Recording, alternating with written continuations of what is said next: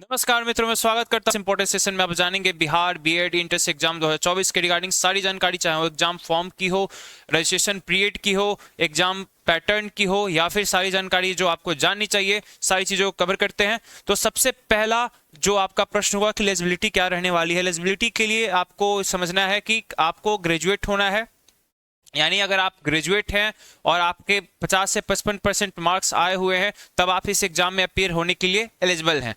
ठीक है, उसके लिए पात्रता ये भी है कि आप एक रिकॉग्नाइज्ड बोर्ड से या रिकॉग्नाइज्ड यूनिवर्सिटी से आपने स्नातक या ग्रेजुएशन की डिग्री ले रखी हो। ठीक है, इस चीज़ों को आप समझते हुए आगे बढ़ते हैं।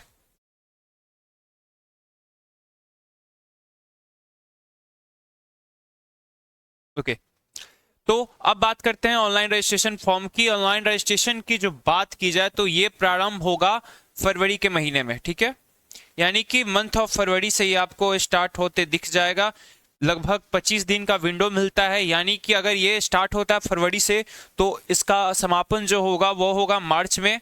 मार्च के महीने में आपको इसका अंत होता देखने को मिलेगा, यानी आपको लगभग 20 से 25 दिन का विंडो तो जरूर मिल जाने वाला है इस एग्जाम फॉर्म को भरने के लिए। ठीक है, इस एग्जाम फॉर्म को भरने के लिए आपको 20 से 25 दिन का समय मिल जाएगा।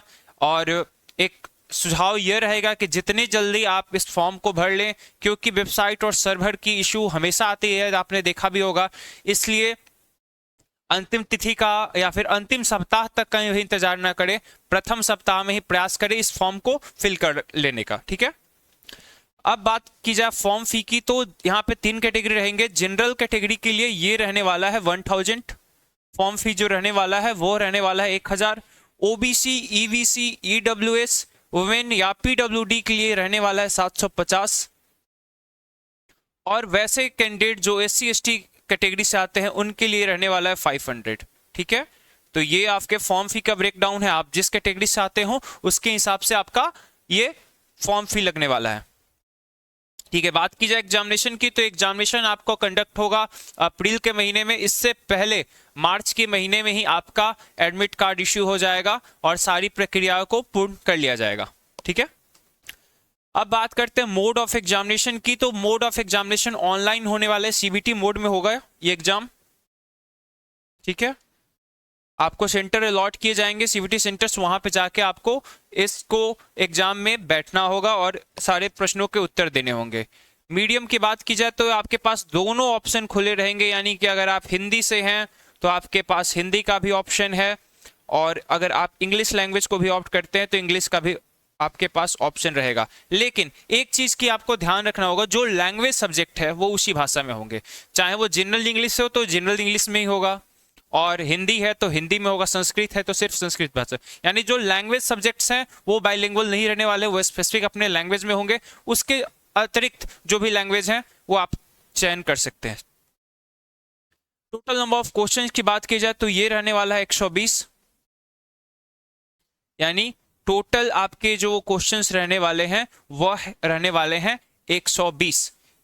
आपके पास जो समय मिलने वाला है वह मिलने वाला है 2 घंटे का। ठीक है, ये एग्जामिनेशन एमसीक्यू मैनर में होंगे, यानी वास्तुनिष्ठ हैं। आपके पास ऑप्शंस होने वाले हैं और इसके आधार पे आपको ऑप्ट करना होगा।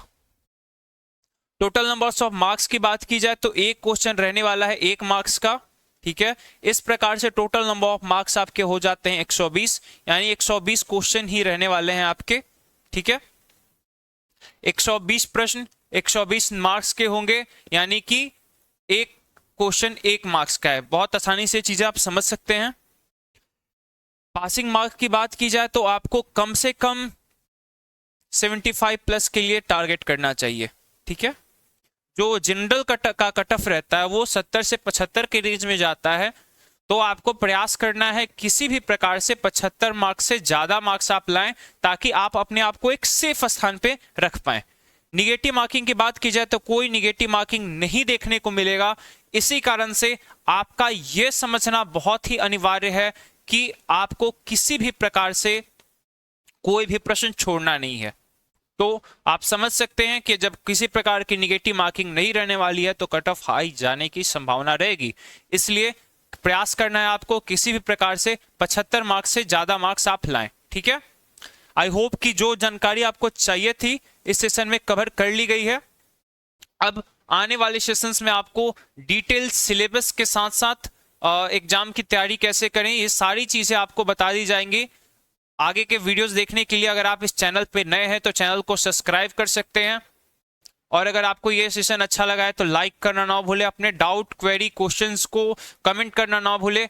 मिलते हैं अगले किसी इंफॉर्मेटिव सेशन में, तब तक के लिए धन्यवाद।